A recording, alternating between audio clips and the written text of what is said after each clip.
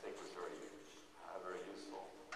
The act of having a relationship with your client, of course, is today taboo. And Jung has come into a lot of criticism for his relationships with these two clients. But again, the idea was still, we're not quite sure what happened. There is no proof, absolute proof, that he had a sexual relationship with her. So the movie builds on that, obviously. But as fiction, and one of the ideas that struck me was, you saw, especially when she slashes Jung's face, I was thinking, well, there you have it. That's why we don't have sex with our clients.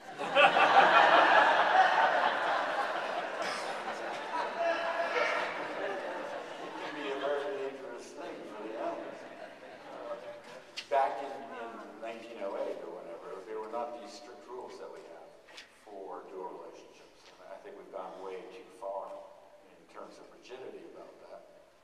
But there are good reasons, and I think, again, the fictional part of the portrayal of that is a good indication of the kind of mess you can get into if your boundaries aren't clear, both as a client and as an analyst.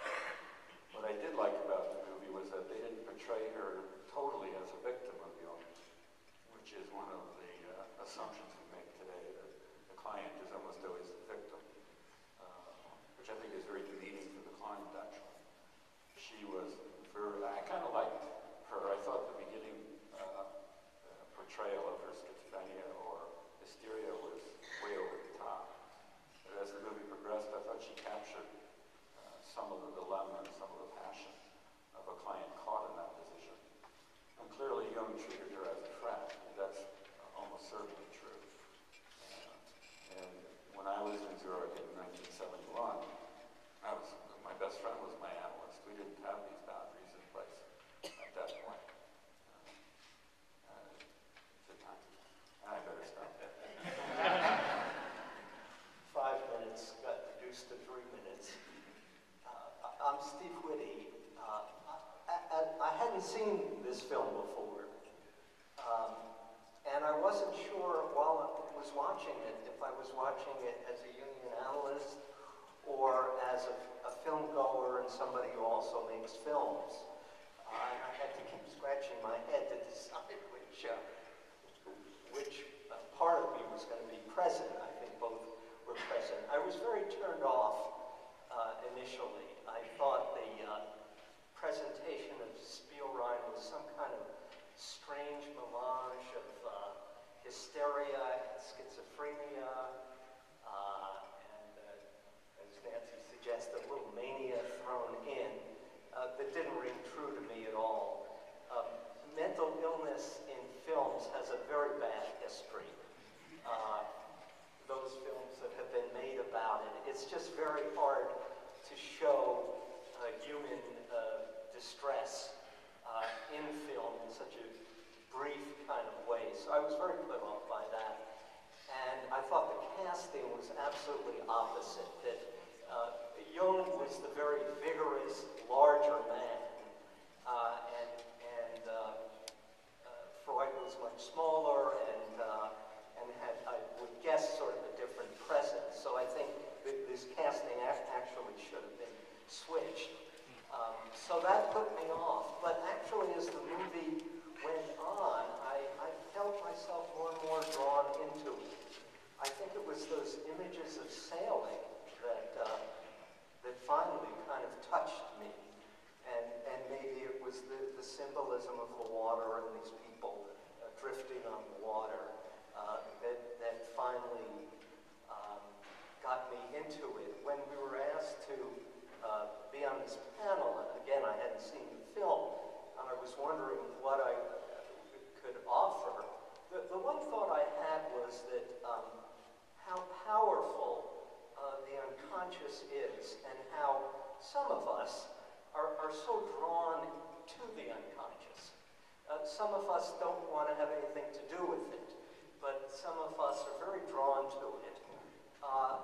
And yet, the unconscious is so powerful and so dangerous. And what it was like for these people naively to get involved with it. Otto Gross is the extreme example of somebody absolutely going nuts with it. But that's what occurred to me as kind of the problem of dealing with the unconscious without a structure to begin to understand it. So I'm Lara Newton, and I also, this is the first time I've seen the film. So I was thinking before seeing the film that I didn't think that I would be able to do justice to any of the historical information. I've read Spielrein's journals and I've read some of the letters that were exchanged, but I'm not a historian type anyway. I'm an analyst, so I thought, well, I'll try to look at the film symbolically. And that's a little bit of what all of us, I think, have been doing pieces of that.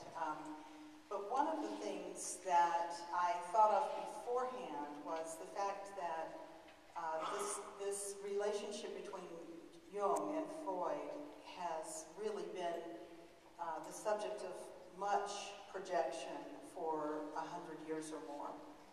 And, well, actually 100 years. And so here we are watching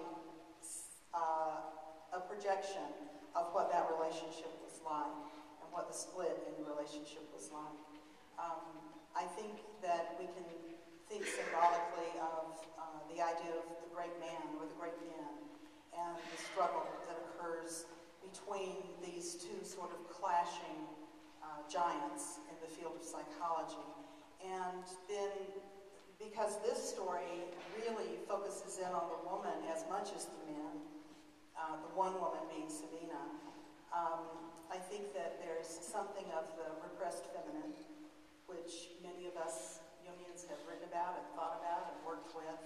And I think that Cronenberg and others who were working on this film were probably very captivated by that idea. There's so little that we know about her, and there's a lot we can project there too. So the feminine energy and what it does to those great men in the mythic sense. And am I at 3 minutes? Oh, I have a minute more. So I'm not really sure beyond that. There was one thing, and Nancy actually referred to it, that feels very important to me, and that is that Emma Jung was herself a brilliant woman. She became an analyst.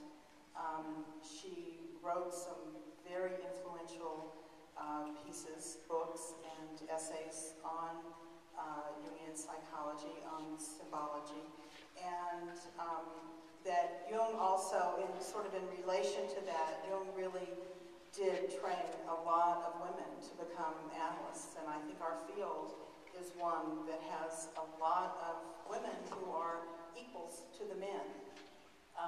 That's not a symbolic statement. I think that this is a field that's very open to women, and whatever Jung had to work out in his own anima, he worked it out well enough to really train some fine women analysts. So, I'm done. So, it's hard to see out there, but I think if there are any people